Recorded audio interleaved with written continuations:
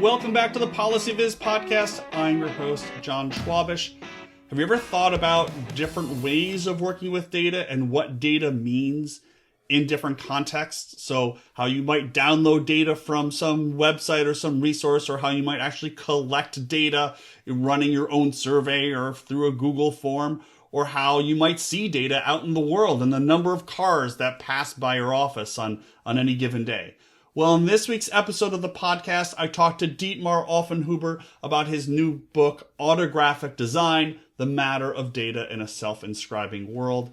It is a fascinating look at how data can be different. The way we think about data, the way we work with data, the way we visualize and communicate data. And what you're going to hear in this week's episode of the show is just a really unique take on what it means to collect, analyze, and work with data. And I think if you can think about data in sort of a different way and take this into your everyday work, even if you are downloading data from the Census Bureau or the World Bank or the IMF, wherever it is, I think we can take a more holistic and truer sense of what data means in our day-to-day work. So here is my interview with Dietmar Offenhuber, the author of the new book, Autographic Design. Dietmar, good morning. How are you? Good to meet you. Hey, John. Good to meet you. Glad to be on the show. This is great. I'm very excited. There is this whole sort of move around data physicalization these days, and I had recently some of the editors from the Making with Data book on the show, and then I think Sam Huron was at a talk with you, and I saw like the piece of your talk on autographic design, and I was like, whoa, there's more, and it's like a different angle on it, so I'm very excited. Thank you so much for sending me the book. I was telling you earlier before we started, I moved it to my Kindle so I could read it, and then took all these notes and had to move it back to my desktop so I had it in front of me so I could copy highlighted text into other things that I'm working on. So I want to talk about the book. I thought we would start with introductions, what you where you are, what you're doing, what you're working on in addition to autographic design, and then we can talk more about the book. Sure, sounds good. Perfect. So I'm Dietmar Offenhuber. My background is in architecture. But I studied architecture in the 90s when the field was in a big crisis because computers will disrupt everything, and nobody actually believed that architecture actually will exist in 10 years. So at that point, everyone was, all my colleagues were doing all kinds of things on the internet and with digital form experiments and so on. And then I actually also dropped out to work for Ars Electronica, which is like a media art institution. But at some point, I decided that I actually want to finish and I want to, work more on cities and urban environments. So I finished up and then did a PhD in Boston on urban planning and urban studies. So this has always been my interest, having this kind of, art visualization, cities, and data. And now I'm at teaching and department chair at Northeastern University. And you're teaching in the urban planning department as well. So Northeastern has this thing where they always have these dual appointments where you are appointed in two places, and one of it is public policy, which is the urban planning program, and art and design. And at art and design, I'm mostly in data visualization and design theory. And do you? And we'll get to I do want to get to the book, but the Northeastern structure is always very, very interesting to me. So, do you have students who are in both of those programs? Do you see them bouncing between the two? I mean, absolutely. So we have this PhD that focuses very much on interdisciplinary modes of research, and students do visualization and urban studies, or game science and mental health and things like that. Right. Wow. Kind of the way you need to be these days, like interdisciplinary work. Yeah. Okay, so let's talk about the book, because I think for me, I think I'm probably like most people. You see the title "Autographic Design," just those words, and you're like, what? But then you see some of the images that are in the book, you're like, oh, okay, this is something I wanna dive into about. So let's start with defining autographic design for folks, and then we can kind of Sure. make our way through. Yeah. Yeah, maybe I should give a little bit of history because, like, I've been Yeah. working on that topic for a long time, and originally we called it indexical design, focusing on these kind of semiotic theories. But that, people got really, like, what is that supposed to mean? And it's also, I found it a little bit too limiting to only look at it from a semiotic perspective. Mm-hmm. So, autographic design as a field didn't exist before, but the term autographic has been used by several theorists, such as Matthew Kirschenbaum, who distinguished between allographic and autographic arts, the ones that are really focusing on material traces, and the others that are purely based on data on a score, let's say musical composition Mm-hmm. and so on. So the word autographic means self-writing or self-inscribing, and many things inscribe themselves in the environment. Think about tree rings or traces in the snow. We can look at them as visualizations, as a record of what has taken place. And the goal of autographic design is now to treat these traces as data and make them legible as visualizations. And those could be either traces that already exist that only need to be properly framed through design operations, or also to create the conditions that let new traces to emerge. So for Mm-hmm. example, if you put a tracer substance in the water to see, where the streams are going and things like that. Right. So it's interesting because I think a lot of it feels centered around the environment and living things. But reflecting back on the very beginning of this interview, thinking about urban design, a lot of people Mm-hmm. describe cities as living, breathing Mm-hmm. entities. So how should folks think about data having these traces when it's not necessarily a living thing like a tree or a water system, but it is something that humans maybe have built, Mm-hmm. but it has this sort of still living feature to it. Yeah. I mean, I don't really distinguish between whether something has been, human made or whether something is, natural, environmental.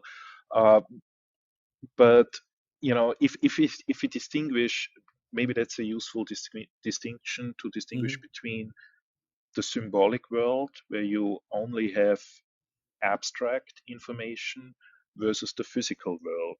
Hmm. And in the physical world, regardless of whether talk about what humans have made or natural phenomena, uh, you know, as as Matthew Kirschenbaum says, there are never two things that are exactly alike. There Hmm. are everything, every process leaves countless traces.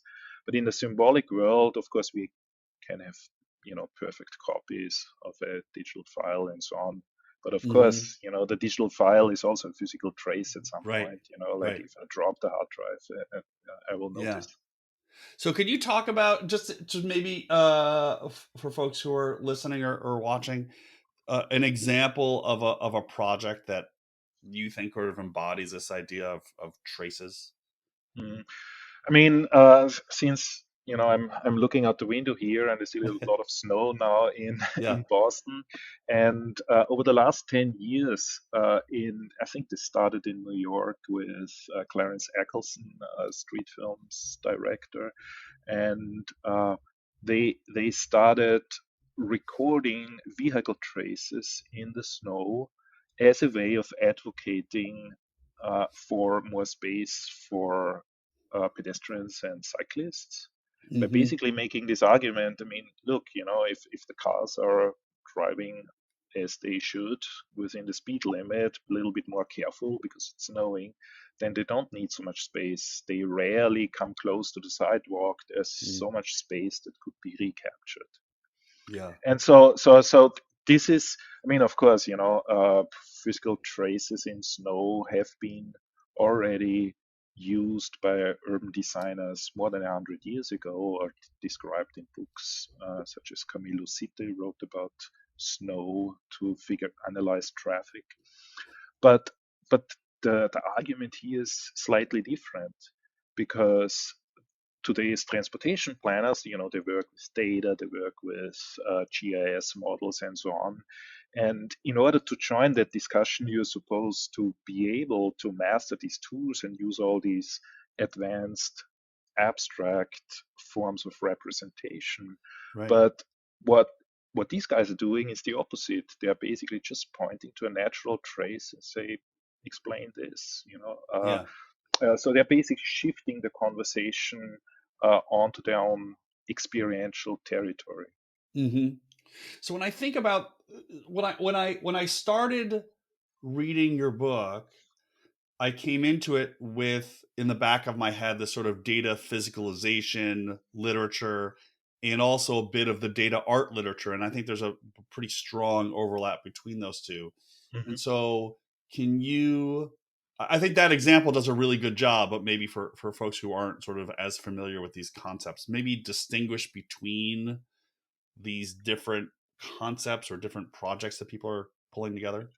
Sure. So, I mean, first of all, I don't want to be territorial here, because I think data physicalization and data art are very often autographic, and there are a lot of Mm-hmm. artistic practices that focus on materiality, on physical Yeah. traces, and so on. But I think the biggest difference is this underlying idea of data, what constitutes data.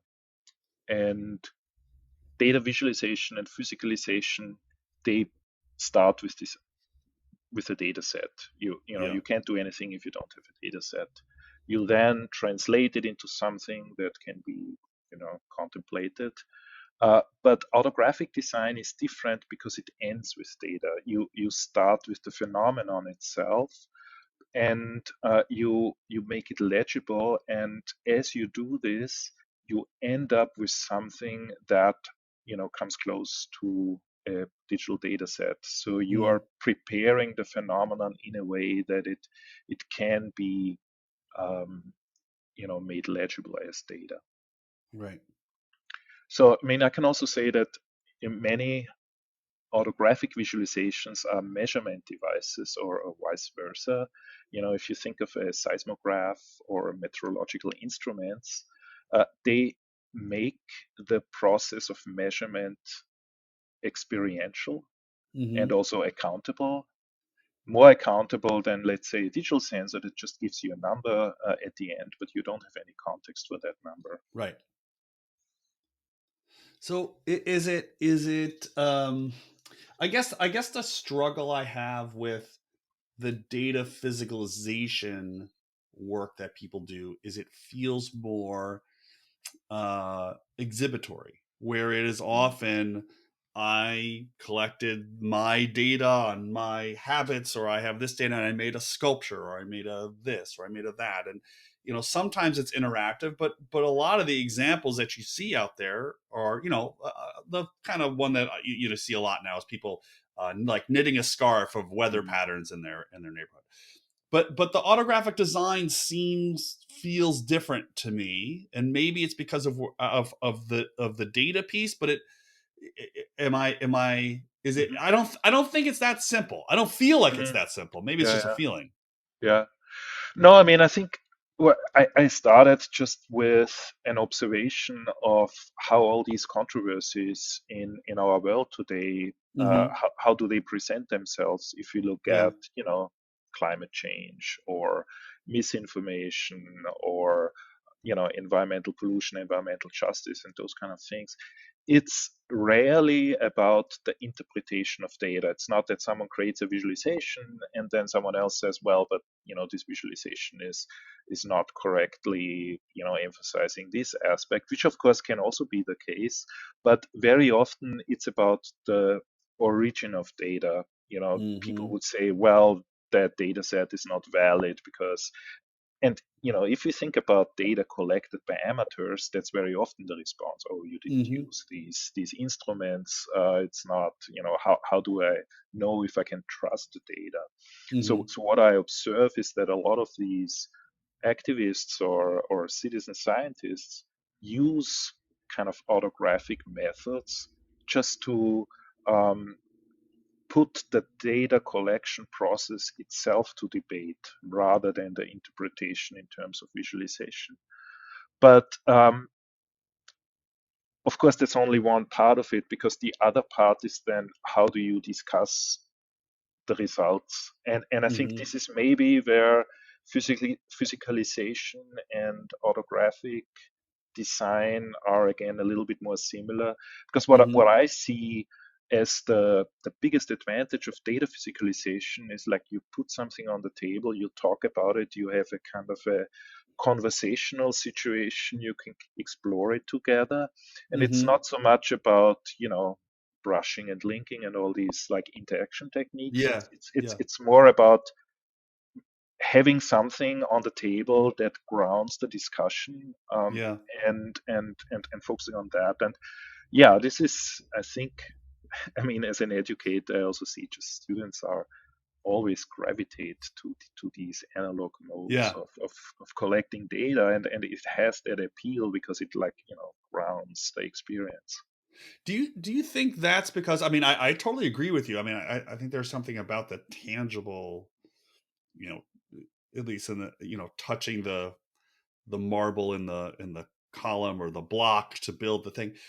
Do you think that is inherently our nature, or does that have something to do with sort of a pushback against the digital world in which we're all in, like, all the time? I mean, it's very interesting question, and maybe it's a little bit of both. I mean, one of Mm, my favorite papers from a long, long time ago was Andrew Vandermore's Against the Tyranny of the Pixel. This mm-hmm. was, I think it's almost like 20 years ago now. So this sentiment that the screen is limiting us is very old. Um, and but I think part of that sentiment is also the way how we make sense of things. I mean, Mm, for me, this very big revelation was during COVID, when suddenly everyone became paranoid about touching things, mm-hmm. and that made us realize how much we actually touch things. Yeah, yeah, And so we started that autographic research project where we are trying to understand how people are touching data sculptures or data physicalizations in order to make sense of them yeah, by covering those with a kind of a powder that registers traces yeah, of touch.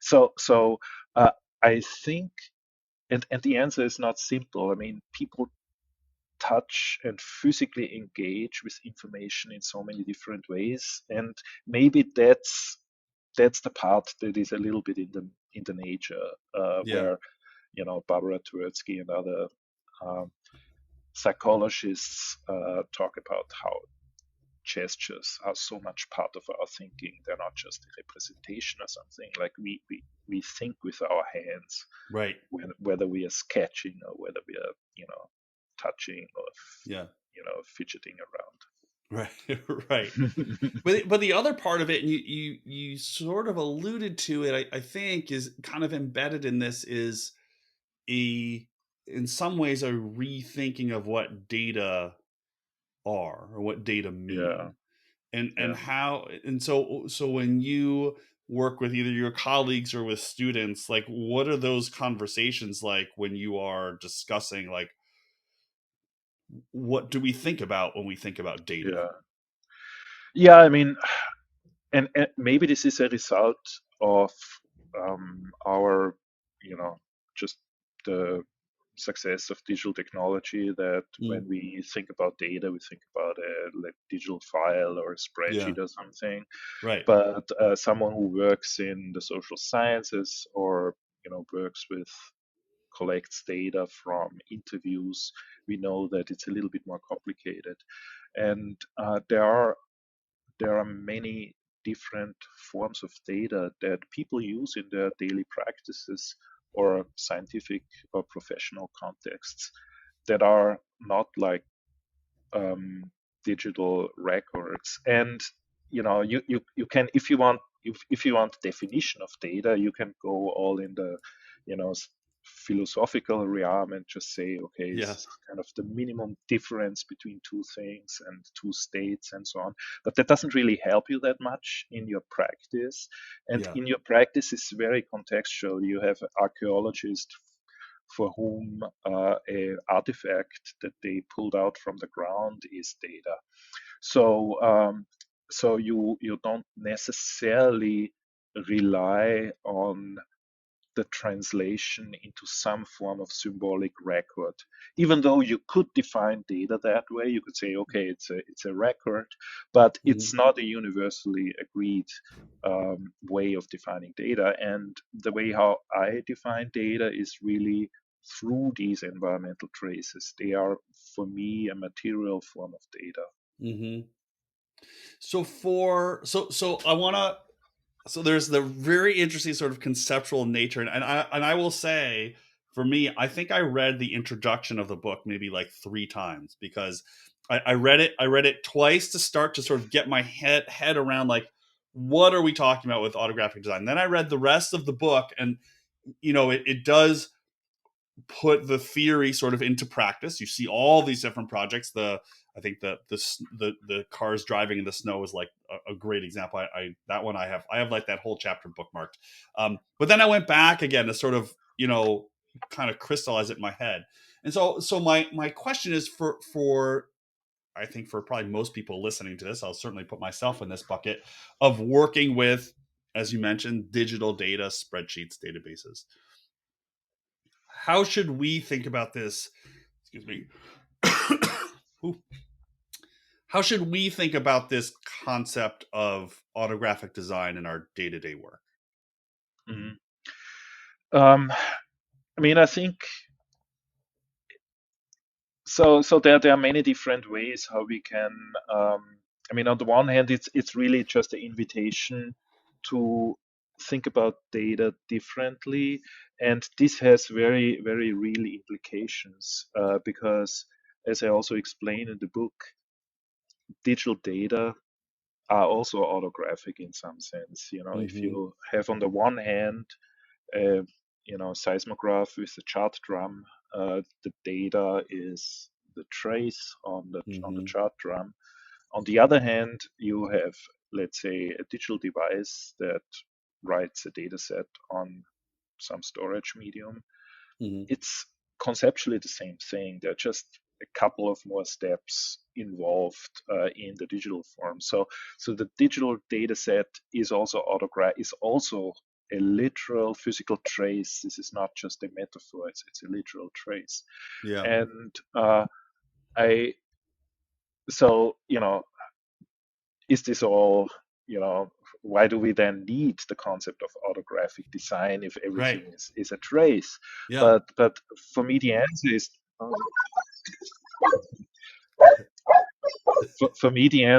that it allows us to look at data differently. It allows us to analyze things that we otherwise would not be able to analyze. So this has very practical implications. In Mm-hmm. the book early on, I give this example. My dogs have seen a squirrel. um, there's a trace right there, right? yeah, I mean, yeah, exactly. Yeah, yeah, they're yeah. very excited about the snow. So, just to give you an example, I early on I have this, it's a popular data set, the taxi cab data set from New York, where you have millions and millions of pick up and drop off points as points, and if you just plot them all um, on a plane, you see unsurprisingly a map of New York that is very Mm-hmm. accurate, but then you notice that some area are a little bit blurry. And people usually have a hard time explaining this, but of course, it is just the GPS signal that is interfered by tall buildings. Mm-hmm. So you you have a you have to understand the material um, background of how GPS works. Mm-hmm. And then suddenly you have a third variable. It's no longer just X and Y. Suddenly you have information about the height, about the three-dimensional shape of the city, which has inscribed itself in kind of unintentional ways. So now if I'm let's say very traditional data analyst, I would, remove all these because they are not accurate, and I want a certain threshold of accuracy in order to get a good, result for my analysis. But if I look at those as physical traces, I can get additional things out of it, such as the three-dimensional shape of the city. And there are many, many examples like that where we have all these latent, unintentional, accidental uh, traces that are inscribed in our digital data. So this is, like a very forensic perspective, but I think it's very Yeah. useful, and a lot of people in the data field are very attuned to this, of seeing Yeah. these kind of things.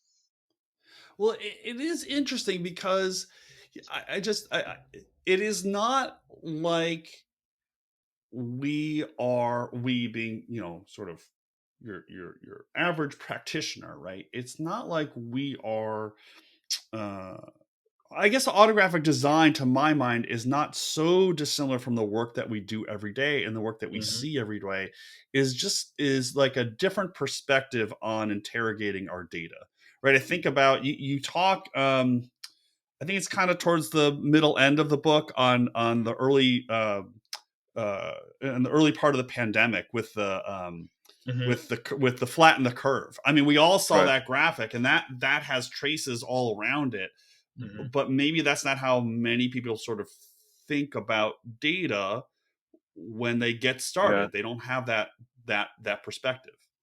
Yeah, I mean, the pandemic had so many examples of this.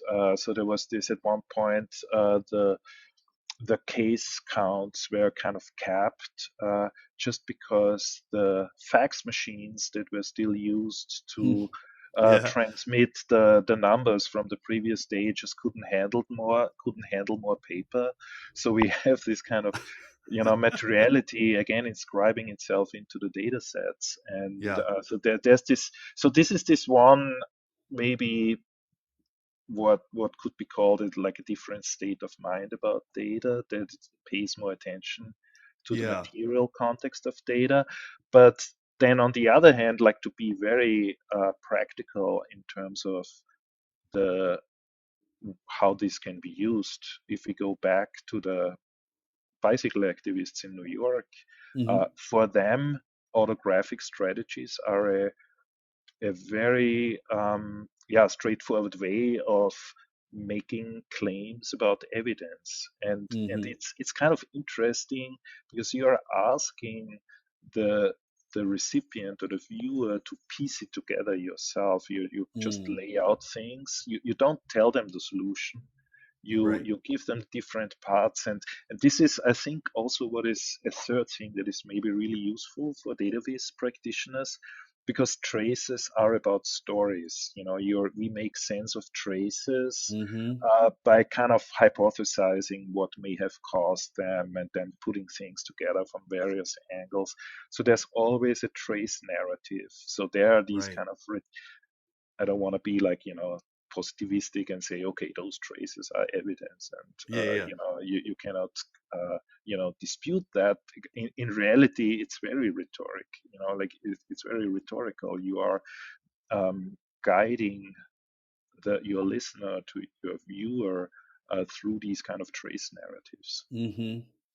It's also interesting because one of the arguments I've made in other projects I've been working on is for, and you mentioned this earlier about qualitative data, but I've been making this argument that quantitative researchers or analysts, of which I would consider myself, certainly my training Hmm. background is in quantitative methods, need to be more qualitative in some ways to actually talk to, in my line Hmm. of work, right, talk to people and talk to groups and communities to find out what the actual experience is. The data don't always tell the full story, and I think for me that's where I'm sort of pulling in this concept of autographic design, that it Hmm. rounds out the a fuller story of what it means to, again, in my line of work, what it means to be, need programs to support food insecurity or to support people with disabilities. There's a broader story, and only a broader perspective on data can we really understand these issues.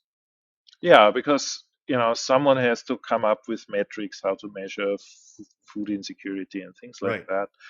But it manifests in so many different ways, and in each way, in each manifestation, there are probably some kind of traces or indications that we can point to and then that we can investigate.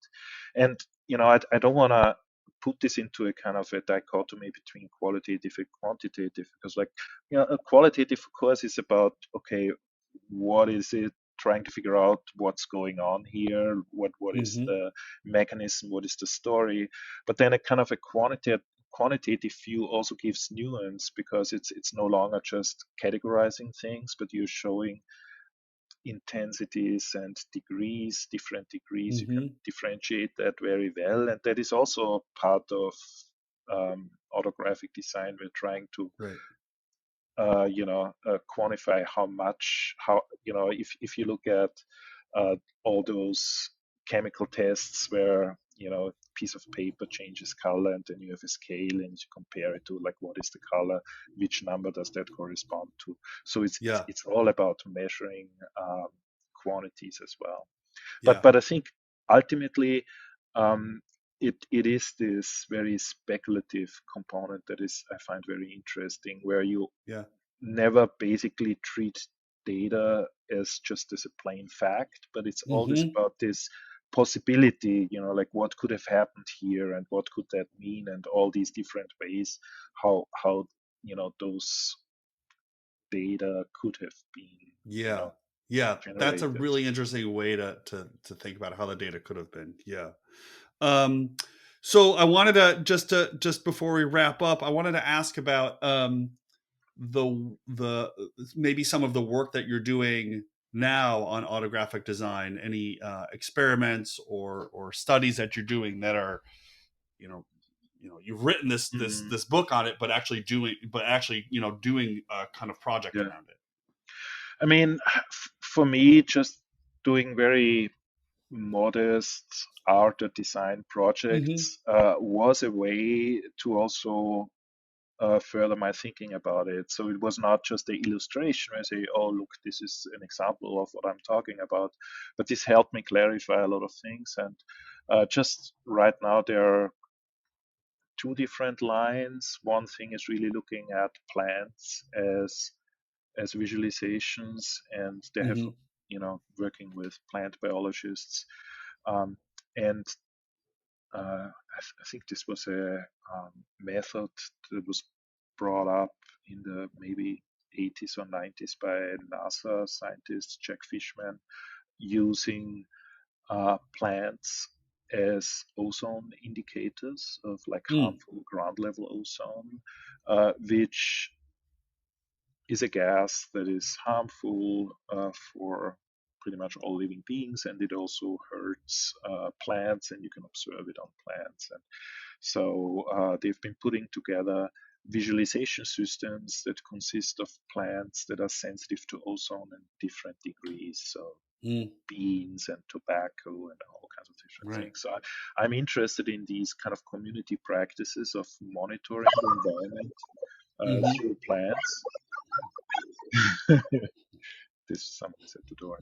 And this is something I'm still doing, especially looking at local impacts of climate Mm-hmm. change, to figure out, like, how does the environment change, because the climate itself is an abstract concept that, Yeah. you know I mean, narrowly speaking, climate doesn't really exist in the environment because it's kind of an average. But what exists are the kind of the local impacts, and we're just trying to figure out the way how we can talk about those in a more general way. And so this is one kind of work where I've done some of, a project that I called Ozone Tattoo, where Mm-hmm. I'm creating almost like a map legend on plants that show how kind of this kind of ozone um, Right. damage and impact looks like. And this is something I'm still doing with, community groups and biologists. And a second line of work that I'm working on with Laura Perovich and Bernice Rogowitz, who is a experimental psychologist. Here we're looking at how people use their sense of touch to make sense of data physicalizations. And here the autographic part is mostly a method of registering touches, because it's actually haptics is a surprisingly still a very difficult topic for for digital technology, even though in the 90s you had the first haptic interfaces, but they're always very fragile and very limited. So we are using basically a tracer powder to register this, and then we can photograph objects under UV light, and it kind of fluoresces. So this is kind of a very analog way of registering touch. Really interesting. So Autographic Design is the name of the book. Where can folks find you if they want to learn more, if they have an idea for a project, if they're a community group in Boston, they're like, this is the guy we need. How can folks please reach out to me. I'm easily findable, I think, on the internet. And always happy to collaborate.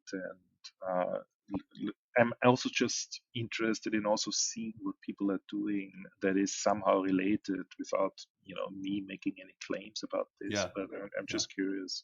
That's great. Dietmar, thanks so much for coming on the show. Really appreciated it. This was fun, and congrats on the book. And I'll share all the notes for folks who want to read more. And thanks again for coming on the show. Thanks, Jon. It was a pleasure.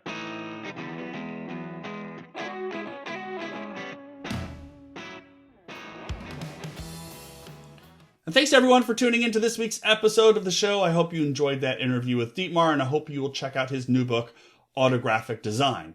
I hope you'll also head over to the PolicyViz website to check out all the show notes and all the links that I put in there so that you can explore this and related work to your heart's content. And while you're at it, just take a moment out of your day, if you wouldn't mind, to go over to your favorite podcast provider and leave a rating or review of the show. It helps me bring in new listeners, helps me find more and more guests. So until next time, this has been the PolicyViz podcast. Thanks so much for listening.